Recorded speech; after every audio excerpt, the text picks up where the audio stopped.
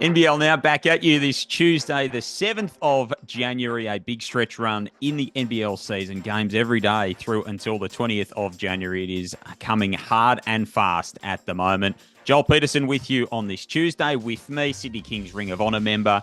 And contrary to the reports of Derek Rucker, a man known in the electrical trade as Pythagoras for his numerical prowess, Brad Rosen, a very good morning to you. Good morning, JP. Thanks, Ruck. Really appreciate that one. That's going to stick. That's going to stick. Yeah, it certainly is. No NBL last night, which felt very weird. No nights like that for 2 weeks. Yeah. It is it's going to be not only an exciting stretch of games, but a really meaningful stretch of games. What do you think we're going to find out over these next 2 weeks? Well, what we know is we definitely don't know what's going to happen. That's as simple as I can say with that, JP. But look, every game now, when you look at these, there's 8 teams that have got to fit into 6. And then there's 3 or 4 teams that have got to fit into the top 2. So it is going to be some unbelievable games. Every game is worth double wins and double losses. And you could see, like even in this week, Perth didn't play a game for 5 days or 7 days or whatever it was. And they gradually went one spot down as other teams started to build some wins. So look, what we know is that in my opinion, you can just see what's going to happen with this season. There's 8 teams.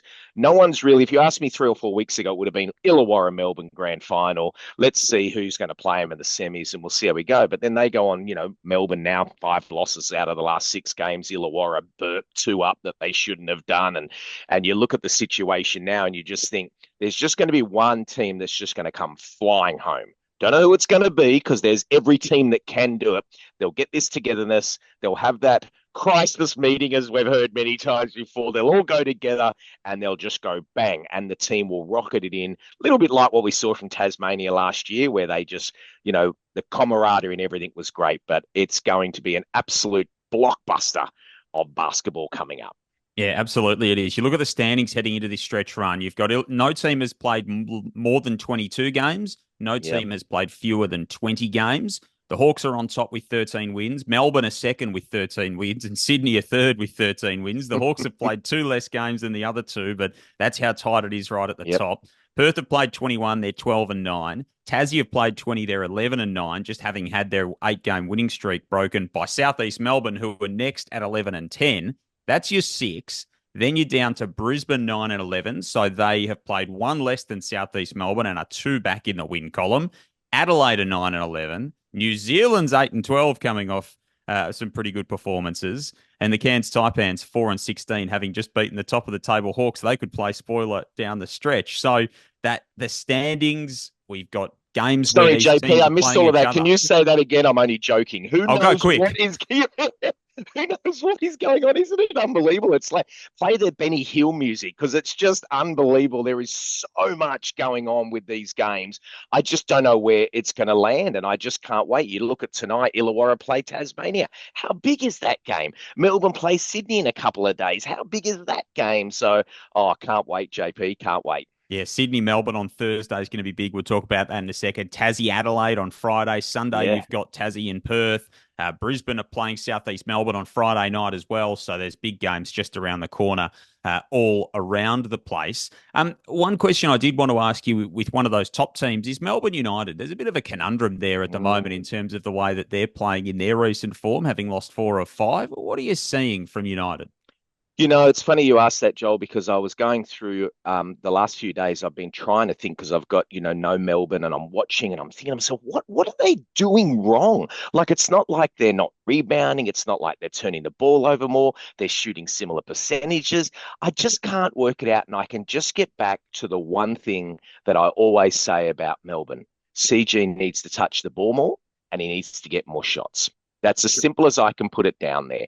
I love what all of the players are doing. I'll go back to that 46-point game that he torched and started all these 40-point games in the NBL with Chris Goulding, right? Chris Goulding. And he shot so many threes. I think he shot 21 threes that game.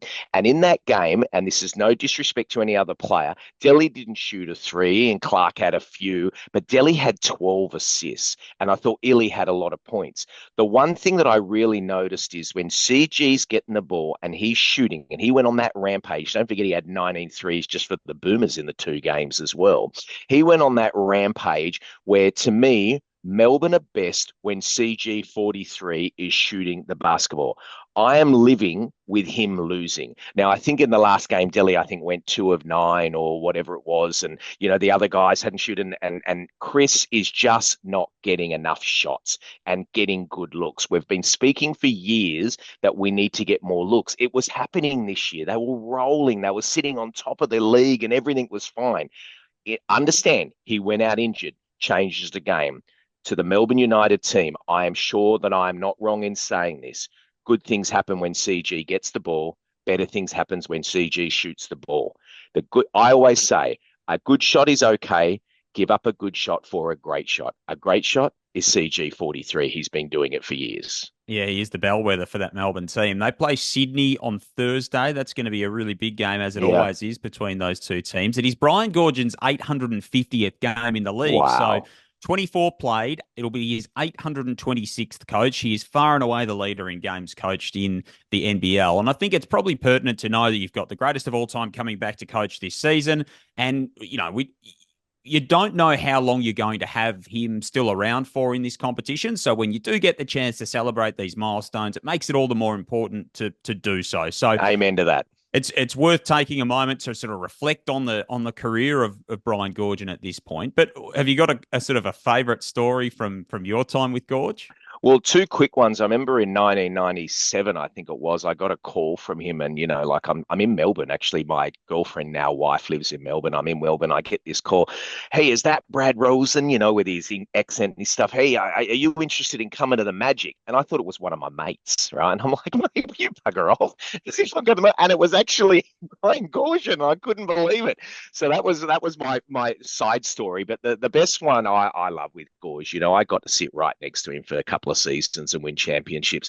And his pre-game speeches are the greatest I've ever seen. The one I love the most is his Andre Agassi, and he's sitting in front of everyone, and everyone's like, looking at him, going, I've got this. And he's like, guys, I don't care what the score is, don't care where it is. Andre Agassi, whenever he sees a green ball in front of him, he just hits it back. So if it comes on, he hits it back. And there it is. It comes again, he hits it back, and he keeps hitting it back. And the only time when the ball is not there and there's no more to hit, that's the time he looks up at the scoreboard.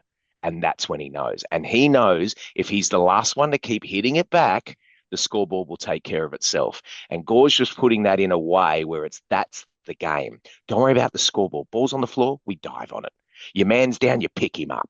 You get a rebound, you box out, you put the guy on his butt, right? You do that. You set a screen, you set it hard. And then at the end of the game, we'll all look up and we'll see the scoreboard. And it gave me goosebumps to watch him do that. His pre-game speeches are amazing.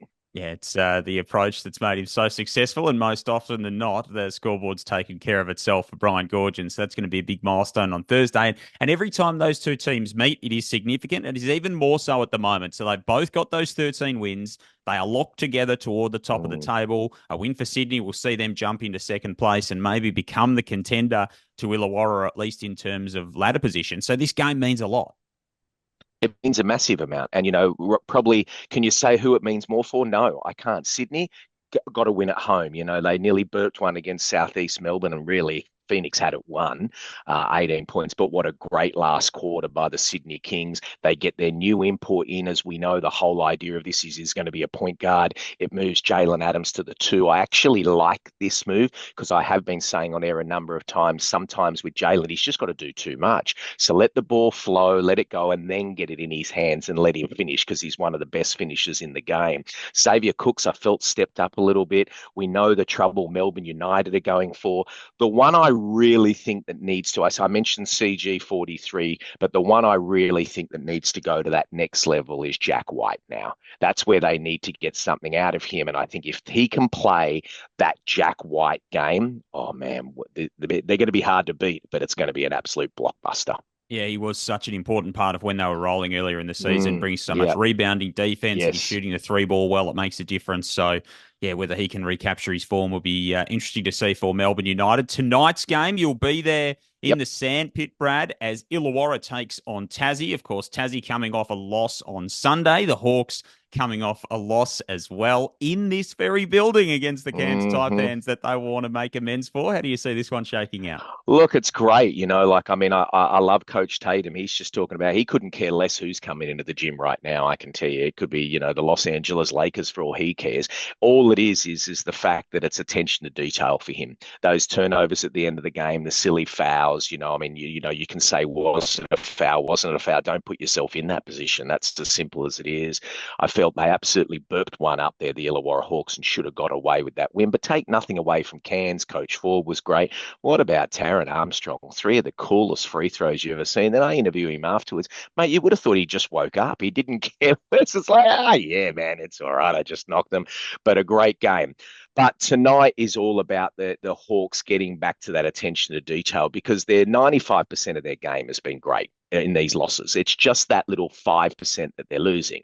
Now you talk about Tasmania. They were on an absolute home run. They were just playing and non-stop playing awesome. But I felt the Magnay effect finally kicked in. It had to eventually, didn't it? I mean, if you would say to me 12 months ago, by the way, in 12 months' time, they're going to go on this run. Oh, Jack McVeigh is going to be playing in the NBA and you'll have no Will Magnay. You'd go, you're crazy, JP. What are you thinking?